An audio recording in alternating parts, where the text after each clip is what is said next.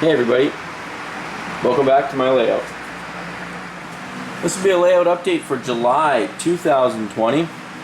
Let's take a look at what's new on the layout. I do have one small piece of new rolling stock to show you guys. I forgot to show it last month. I got these a while ago actually, but these Ocean Network Express 40-foot sea cans from Walthers Scenemaster. Pretty nice. My little girl loves these pink ones. Nice to add a bit of color to the intermodal train. You might catch a few of them going by here actually.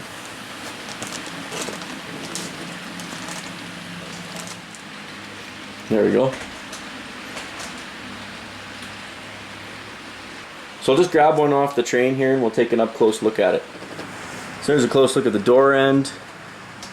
I think it's all one piece cast. They don't look like they're separately applied or anything. But really nice artwork on it. Everything's nice and crisp.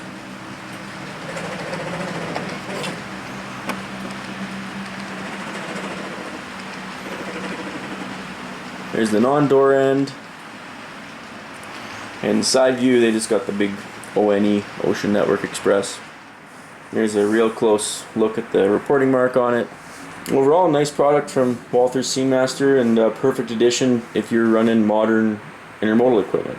So that's it for new stuff on the layout. Let's take at what we've been up to over the past month. So in case you didn't catch the last video, I have been working on the Searchlight signals for Banff, the control point, which is Banff West.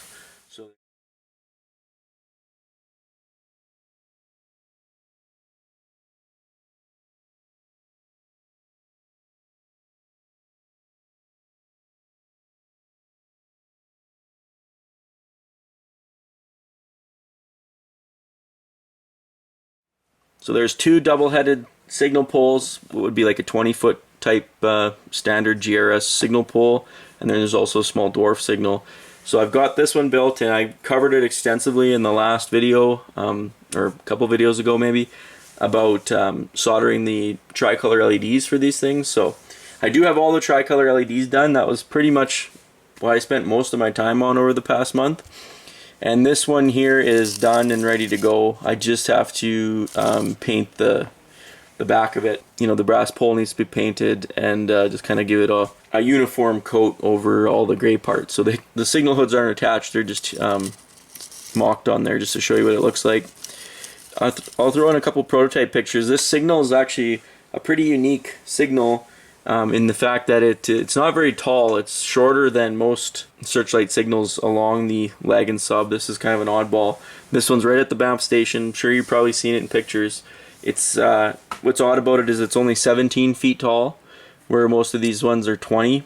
And it's also unique in the fact that this bottom head here is a union switch and signal head, and the top one's a GRS. So looks like I got the wrong hood on here, but it's actually the shade or the hood on this guy would actually be a different style. It'll be a union switch and signal style. I don't know where I have them right now, but I did make one specifically just for this signal. It's the only one of all the about 16, I think, signal posts that I'm doing on this layout. It's the only one that has a union switch and signal head, so that's pretty unique.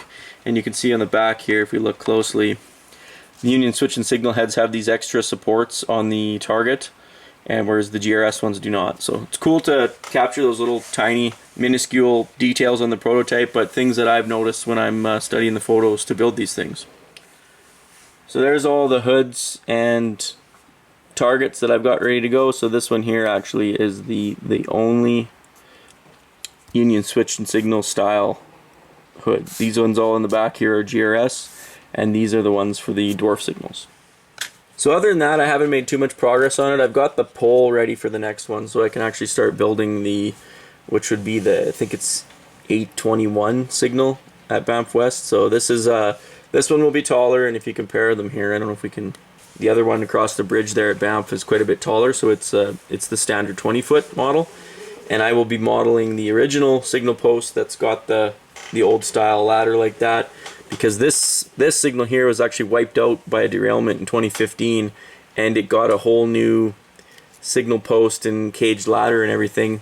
They were able to salvage the heads, it looks like, but everything else is new, so it's got that modern kind of square cage, and I don't like that. I want it to be more of an older style era, so I'll be doing the the more classic GRS style that's got the little skinny ladder like this guy here. So I'll be building that one over the next month, and once I get this one done, I'll go ahead and build the dwarf signal for the yard tracks. So that's pretty much all I've got done in the last month. I know I always make excuses this time of year because it's summer up here in Western Canada, and trying to spend the most time we can outside in the nice weather and keeping the kids busy, so the layout kind of takes a back seat to all that. But this is something I was working on a few months ago and I never did show you guys, so I think I'll just show you this quick. This is my SketchUp 3D model of the Banff station that I've been working on, and the reason I do these is it just helps me know what pieces and sizes I need to cut before I actually go to building, and I find it makes it a lot faster for me, and also lets me make mistakes virtually before I go and start cutting styrene or wood, and then when it comes time to actually start building the thing in real life, or at least I make less mistakes when I do it this way. So this is the Banff station. It's in metric right now, so it's just a little over a meter long in total. 112.4 centimeters is the total length. I've got most of the bottom figured out now, and I'm doing this off of the plans that I have. I've got the original 1910 plans, and I'm scaling off those plans because those are to scale plans, so you can actually measure them and use them to get whatever measurements you need. But one thing I find is sometimes it's not super accurate scaling down, and things turn out looking weird. So what I do is I'll bring in a photo I have, like broadside photos really help. So I have like this photo of the roof line here. What you do is I put that at the same angle, and then you can see I've kind of been tracing to get those roof angles correct. And sometimes it's more important that it just looks right to your eye rather than if it's 100% accurate measurements, just because there could be discrepancies in the drawing. You know, this was a drawing from 1910, so they've changed a lot of things, and I'm doing the station post 2010, so it had this this is all added on after the fact. It had quite a bit of things modified, 100 years later basically is what I'm doing. So it's pretty neat though, and it's cool. Like it's actually, I find it quite fun doing the research and figuring out how to build this stuff. Like up top, it's got these dual balconies that kind of were part of the living quarters, and so I've got the measurements right on those, and when I come time to build them, I should be able to just cut these out. And the nice thing about the CAD file is you can get any measurement you want at any time, and it's really easy to scale up and down. So that's where I'm at with this at the moment. I haven't worked on it much lately, but I will be spending some more time working on this when it gets closer to getting the materials and start actually building this thing. And I know I've gotten some comments, and it's really good advice. It's like, just build the thing, stop worrying about it, and just make it happen. So that's where I'm at with this. I'm on the second story right now, and what I'll probably do is I will do some basic inside stuff, but for the most part it'll be just the skin. And I would like to try using my printed sides here. I don't have super good photos of this, but it probably would be good enough to do the printed sides like I've been doing on other buildings. We'll see how it goes. So that's my 3D model of the CP Banff, Alberta station. So that'll wrap up this layout update, guys. We've been running some trains, doing some stuff on rainy days. Me and my son just built this one yesterday, actually. This is a almost 60-foot long intermodal / auto rack combination with distributed power. It's actually running pretty good. I've got a few Atlas couplers that I think I have to change out just so they stop uncoupling when you don't want them to, but other than that, it's running really well. So look for this one probably in an upcoming video. We'll show this thing ripping around the layout, but we had a lot of fun putting this one together and running it. And if you saw the last video there, he had his Minecraft train, so we got all the flat cars that we could find.